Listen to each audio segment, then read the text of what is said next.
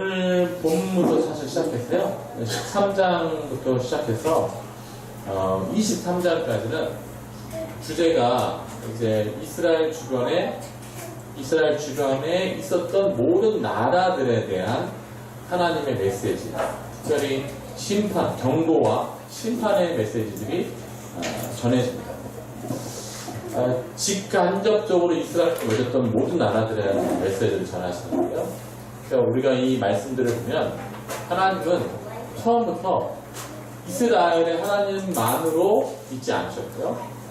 하나님은 모든 열국들과 관계하시며 모든 열국들의 하나님으로 자신을 드러내시길 원하십니다. 그래서 우리 이 말씀들을 보면서 하나님이 단지 이스라엘에 머물러 계신 하나님이 아닌 것을 분명히 알아야 되고요.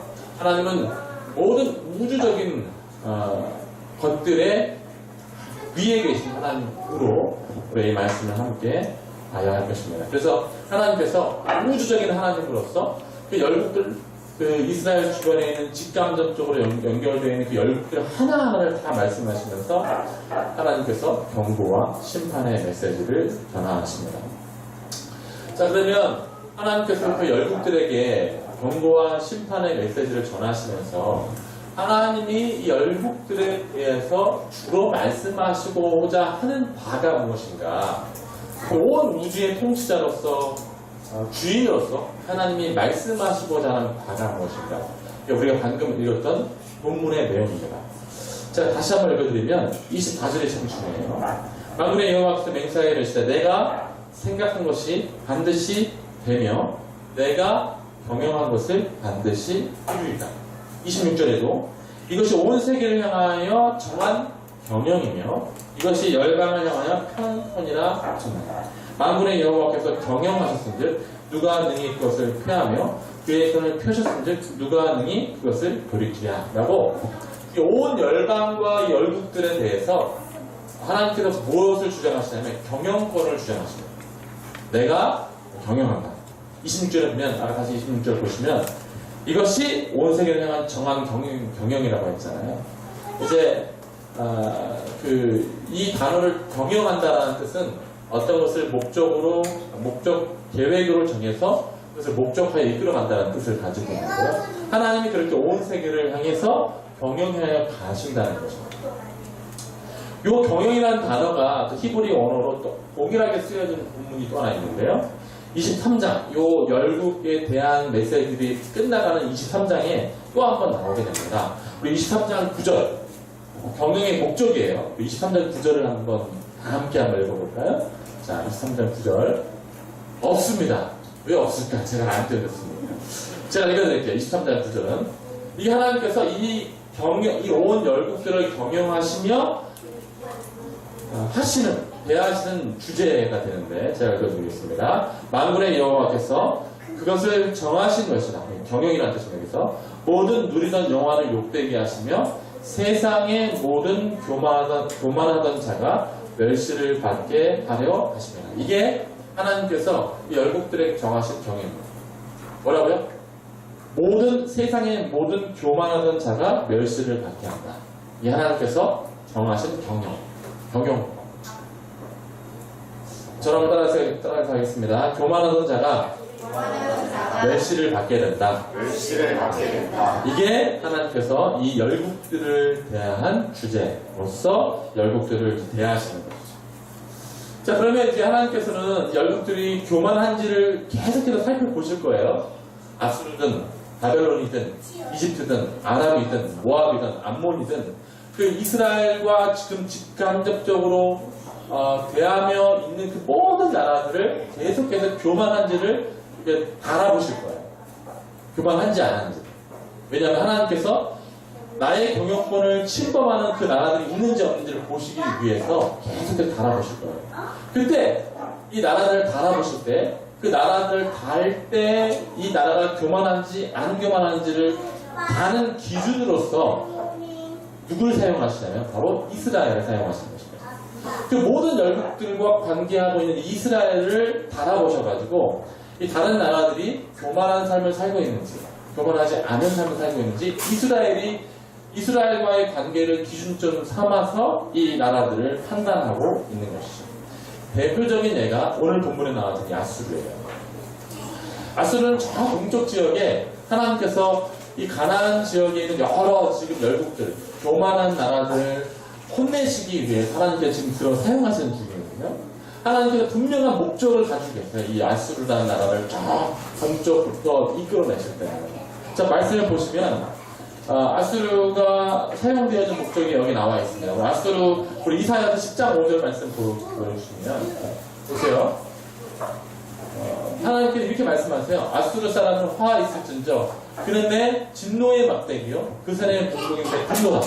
하나님께서 이 진노, 이 교만한 다른 열국들을 사용하시기 위해서 좀 큰 나라로 이 아수르를 만드실 뿐이었어요. 아수르 저 동쪽부터 하나님이 힘을 키우셔가지고 이쪽에 교만하여서 하나님의 경영권을 침범하는 그 나라를 혼내시기 위해서 이 아수르를 키웠거든요. 이 열국들은 그 교만함 안에서 아수르가 오는 것 안에서 그들의 교만함을 내려놓으면 좋은데 이 아수르가 이렇게 막 올라오니까 어떻게 했습니까? 우리가 지금까지 말씀 살펴봤듯이 북이스라엘은 아람과 함께 야 우리가 아람을 의지해서 저 아수르를 물리쳐야겠다, 저 이집트를 의지해야겠다, 막 그렇게 우리가 막 다른 나라를 의지했잖아요.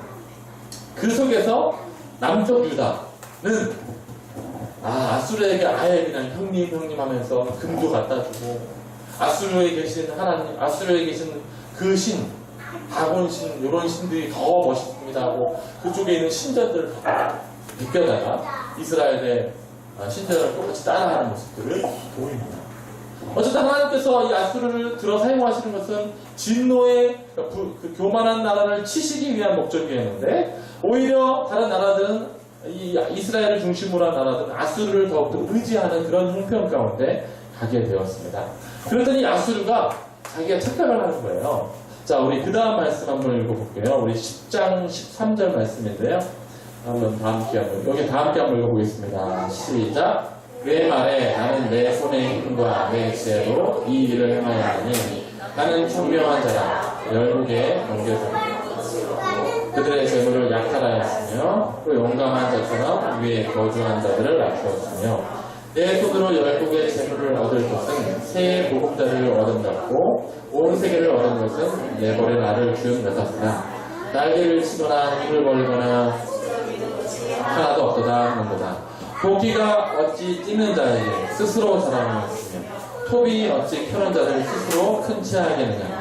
이는 막대기가 자기를 든 자를 움직이려 하며 몽둥이가 나무 아닌 사람을 들려함과 같으니로다.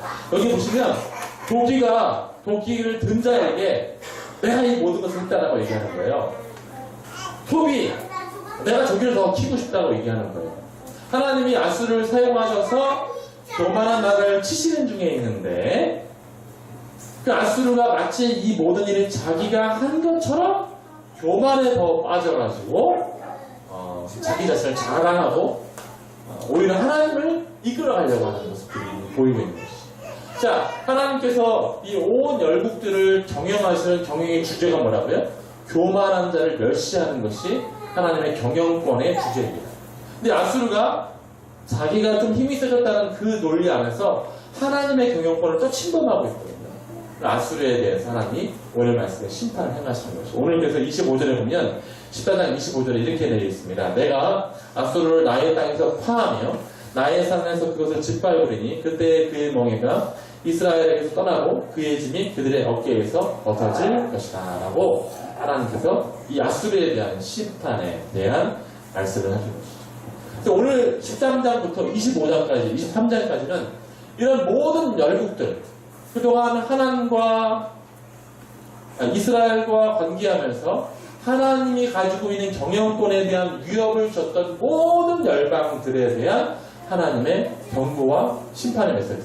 이걸 한 달씩 쭉 넘겨보시면 모압에 대해서 하나님 심판하시고요, 이집트에 대해서 심판하시고요, 바벨론에 대해서 심판하시고 아수르에 대해서 심판하시면서 하나님이 이 모든 열국들에 대한 심판을 행하시면서 이 경영권이 나에게 있음을 말씀하십니다.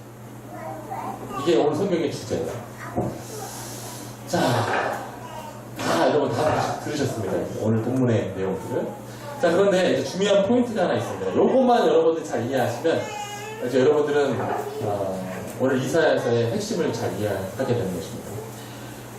오늘 14장부터 13장까지 계속해서 열국들에 대한 심판이 나오는데, 그런데 이 이사야서가 전한 이 메시지를 듣고 읽는 사람은 누구입니까? 심판당할 그 아수르 사람이나 바벨론 사람이나 이집트 사람들이 이 이사야로부터 말씀을 듣습니까? 아니에요. 지금 이 심판을 당할 사람들이 이 말씀을 듣고 받는 게 아니라, 이 말씀은 지금 누가 대상에서 청자로 지금 이 말씀을 듣고 있고 보고 있습니까? 누구예요? 이스라엘 사람들이 이것을 보고 있어요. 이것을 듣고 있다고요. 심판당할 그 영국들에 있는 모압, 암몬 이런 여러 세계 민족들이 듣고 있는 것이 아니라 이스라엘 사람들이 지금 이 말씀을 보고 듣고 있는 것이죠. 그럼 하나님께서는 왜 상관없는 자기네나 이스라엘 사람들과 상관이 없는 이 열국들에 대한 심판 이야기를 이 이스라엘 사람들에게 굳이 아주 길게 13장부터 23장까지 아주 길게 선포하고 계십니다. 그 이유가 뭐겠죠? 그 이유가 뭘까요? 그 열국들을 의지하지 않아요.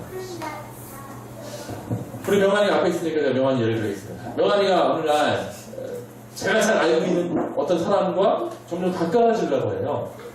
제가 잘 알고 있는 사람. 근데 그 사람은 저를 아주 잘 알고 있거든요. 어떻게 알고 있냐면 제가 아주 어렸을 때부터 친구라서 그 친구가 해왔던 일을 해요. 괜찮아요? 네, 괜찮다고 합니다. 그 친구가 해한 일을 잘 알고 있거든요. 걔가 어려서부터 사기를 많이 치고 각종 범죄 가운데 감옥에 몇 번 갔다 왔고 막 그런 그 사람 여러 다치게 하고 여러 넘어뜨리게 한 내용들을 제가 잘 알고 있습니다. 근데 명환이가 이 사람이 자꾸 명환이 잘해주고 밥도 잘 사주고 돈도 잘 꺼주고 막 또 해주니까 점점 가까워지려고 해요. 제가 명환이한테 부르는 거예요. 가서 명환아 안 된다. 그 사람 안 된다. 제가 이렇게 그 사람 안 된다고 얘기할 때 명환이한테 제가 기대하는 건 뭐예요? 그 사람과 사귀지 말라는 거잖아요. 그 사람은 질이 안 좋은 사람 사귀지 마. 사귀면 안 됩니다. 네. 그 하나님이 그런 심정으로 지금 이스라엘 백성들에게 멸망받을 그 심판당할 대상들, 아수르, 바벨론, 이집트, 모압, 암몬 이 여러 나라들에 대해서 이스라엘 백성들에게 말씀하고 계시는 거예요. 그 나라들은 내 경영권 안에서 그 나라들은 너무너무 너가 의지할 대상이 아니다. 바벨론이 아니다. 아수르가 아니다. 라고 말씀하시는 것이죠. 그 나라들을 사귈 대상이 아니고 그 나라들은 심판의 대상이기 때문에 그 나라들이 아니다라고 얘기하죠. 그러나 우리가 당시 이스라엘 백성들이 이 국제정세 속에서 그들은 하나님을 보지 못해요. 아수르가 막 힘이 세지니까 우리가 지난번 말씀 가운데 봤지만 아수르에게 금, 은, 조공 다 바칩니다. 그리고 아수르를 의지하는 저 아수르 뒤에 있는 나라가 바벨론이라고 있습니다. 바벨론이 이제 아수르를 또 아수르를 물리치고 막 힘이 세지니까 또 어떡하지? 이집트를 의지해야겠다. 막 이집트에게 또 조공을 바치고 구신구신 거죠. 형님. 또 바벨론이 힘이 세지니까 또 바벨론에게 형님.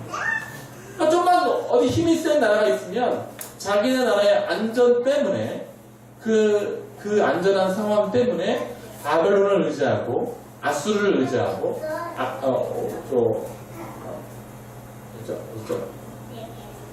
갑자기 이집트를 의지하고 그런 사람들이 계속해서 이 이사야서에서 발견되는 거예요. 하나님은 그 모든 나라들에 대해서 아니다라고 말씀을 하시는 것이죠. 그 나라들을 의지하지 마. 아수르도 아니다. 바벨론도 아니다. 그럼 누구예요? 아수르도 아니고 바벨론도 아니고 이집트도 아니고 누구예요? 하나님이죠. 이제 여러분들은 설교의 거의 끝에 다 왔습니다. 구약 성경에서 아주 일관되게 하나님의 복음을 전하는 일정한 패턴이 있는데요. 바로 이 패턴이에요. 저를 따라서 하겠습니다. 너무너무 얼마나 복음이 좋으면 저렇게 얼마나 감격스러워요. 저를 따라서 하겠습니다. 무엇이 아닌 하나님 나라. 무엇이 아닌 하나님 나라. 구약 성경에서 하나님의 복음을 제시하는 공식이 하나 있는데 바로 요거예요. 무엇이 아닌 하나님 나라. 이 계속해서 구약 성경에 나오는 일관된 주제예요. 자, 하나님 나라는 뭐예요? 우리가 공간이 아니라고 했잖아요. 천국에 갔는데 하나님이 안 계시면 그것이 천국입니까? 아니죠. 중요한 건 하나님이 임재하시고 통치하시는 곳이 하나님의 나라예요. 하나님의 주권으로 하나님이 통치하시는 곳이 하나님 나라잖아요. 맞죠? 동의하시죠? 그래서 이 구약 성경은 끊임없이 복음을 제시하는데 어떤 식으로 복음을 제시하냐면 무엇이 아닌 하나님의 주권으로서의 하나님 나라를 제시하는 거예요. 창세기부터 보겠습니다. 여러분 창세기 3장에 뭐가 시작됩니까? 인류에게 죄가 시작되죠. 하나님께서 창세기를 통해서 보여주시는 복음이 뭐냐면 이거예요. 절 따라서 하겠습니다. 죄의 지배가 아닌 하나님 나라. 죄의 지배가 아닌 하나님 나라. 창세기는 그 주제입니다. 죄의 지배로부터 온 사람들이 다 죄의 지배 가운데 하나님을 떠나 있게 되잖아요. 그렇죠? 죄의 지배 가운데 사람들이 있을 때 노아 같은 사람, 에녹 같은 사람, 아브라함 같은 사람들이 죄가 아닌 하나님의 주권에 순종하여서 하나님의 나라를 확장해 나가는 이야기. 죄의 지배가 아닌 하나님. 또 출애굽기 와볼까요? 출애굽기에서 이스라엘 백성들은 어디에서 출애굽합니까? 네, 말 다 했죠 제가? 어디에서 탈출합니까? 애굽에서 탈출하잖아요. 이 출애굽에서 보여주는 하나님 나라는 뭐예요? 애굽이라는 시스템, 애굽이라는 그런 사람들이 만들어놓은 이스라엘 백성들이 노예화 되어지는 그런 사람들이 만들어놓은 시스템이 아닌 하나님 나라. 그렇죠? 그런 하나님께서 십계명을 주시면서 너는 나 외에는 다른 신들을 내게 두지 말라라고 말씀하시죠. 제1계명 속에서. 사사시대에 넘어오면 사사시대에 이스라엘 백성들이 가나안 땅에 들어가게 됩니다. 이 가나안 땅에 들어가 봤더니 이미 가나안 땅에는 많은 우상들이 있었어요. 가나안 사람들이 섬기고 있는 우상들. 그래서 이스라엘 백성들이 이 사사기의 말씀을 보면 그 가나안 땅에 이미 있는 우상들을 자꾸만 섬기잖아요. 그렇죠? 우상 숭배하고 또 40년간 또 압제당하고 30년 압제당하고 또 압제당하고 그러면 그때마다 하나님께서 사사를 보내셔가지고 이스라엘 백성들을 구원해내잖아요. 그러면 이 사사기에서 보여주는 말씀이 뭐냐면 이방 우상들이 아닌 하나님 나라를 계속해서 얘기합니다. 왕정시대에 가보겠습니다. 왕정시대. 이제 왕들이 이스라엘을 통치하게 됩니다. 다윗 같은 놀라운 하나님의 주권을 순종하는 왕이 등장하고요. 또 반면에 북이스라엘의 초대 왕이었던 여로보암처럼 자기 뜻대로 사람의 뜻대로 그 나라를 다스리는 사람이 등장해요.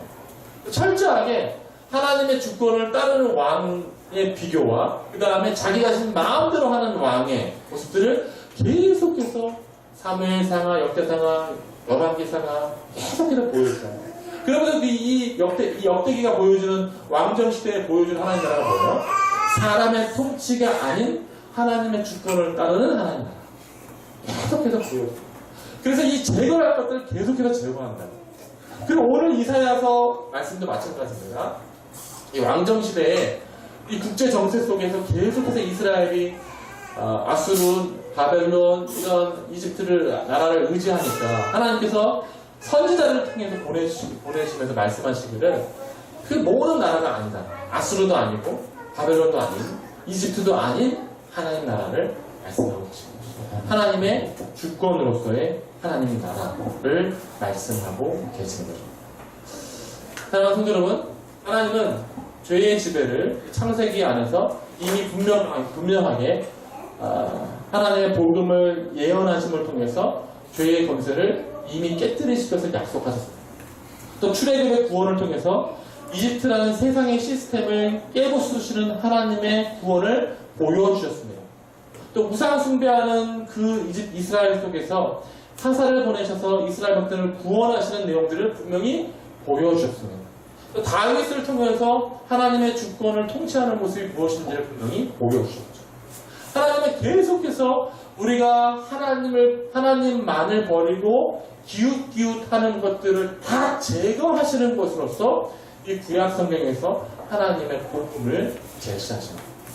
그런 것들이 아닌 것으로서의 하나님의 주권으로서 하나님 나라를 보여주고 계시는 것이죠. 이것은 동시에 이제 우리에게도 적용되는 문제입니다. 구약 성경에 밝혀주고 있는 무엇이 아닌 것으로서의 하나님 나라. 그것을 우리가 지금 그 무엇이 아닌 것처럼 여기고 제거하고 있느냐는 것이죠. 복음은 그것들이 제거된 것이 복음이에요. 그것이 제거되지 않으면 복음이 아니에요. 죄의 지배가 있고 하나님 나라가 함께 있지 않습니다. 죄의 지배가 아닌 하나님 나라죠. 우상 숭배가 아닌 하나님 나라죠. 사람의 주권과 사람의 통치가 아닌 하나님 나라죠. 하나님이 하나님의 경영권을 주장하시면서 자기 자신을 드러내는 것으로서의 하나님입니다. 우리 이 문제 앞에서 여러분과 저희 인생을 곰곰이 생각해 봐야 합니다. 과연 복음, 우리 안에 하나님이 좌정하셔서 우리의 주인 되어주신 이 기쁜 소식처럼 여러분들 마음 안에 그것들을 제거하고 있느냐는 것이죠. 그 우상을 제거했고 그 죄를 제거했고 다른 것들을 의지하는 그 마음들을 제거했고 내 마음속에 하나님이 좌정하셔서 나를 통치하시고 왕노릇 하시는 그 내용들이 우리 안에 있느냐. 이게 복음의 실제적인 내용입니다. 자, 우리 말씀을 한번 보겠습니다. 로마서 5장 17절 이하의 말씀 한번 볼까요? 우리 여기 나와 있습니다, 오늘은. 자, 한번 다 함께 한번 읽어보겠습니다. 시작. 사망이 그 한 사람을 통하여 왕노릇 하였으니 더욱 은혜와 그의 선물을 넘치게 받은 자는 한 분 예수 그리스도를 생명 안에서 왕노릇 하였다. 여기까지 보시면 그 다음 보여주세요. 자, 여러분들에게 지금 질문하겠습니다. 이 말씀에 보면 범죄로 사망이 그 한 사람을 통해서 왕노릇하고 통치한다. 왕노릇이 주권한다.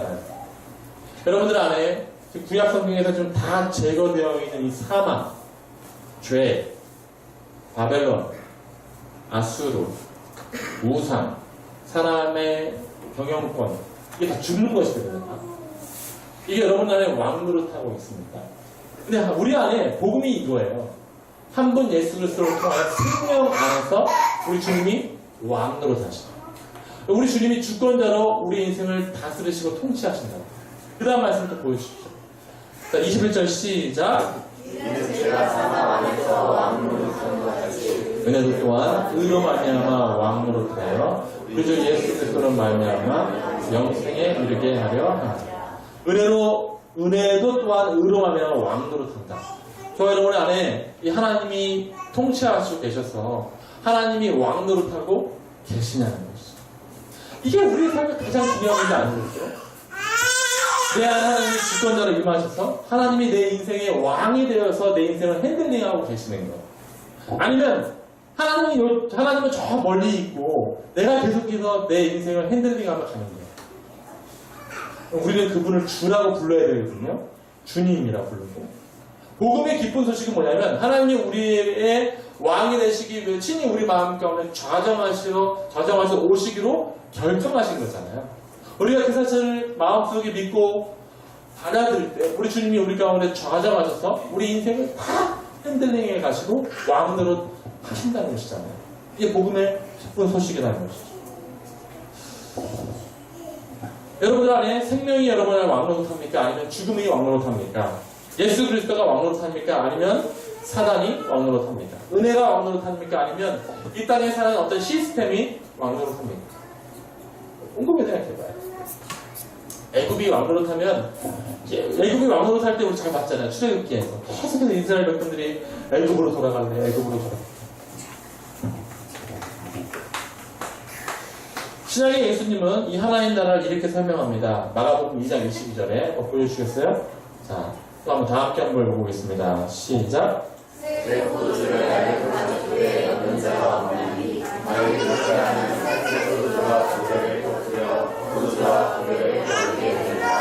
오직 새 포도주는 새 부대에 넣으리라 하시니라. 아멘.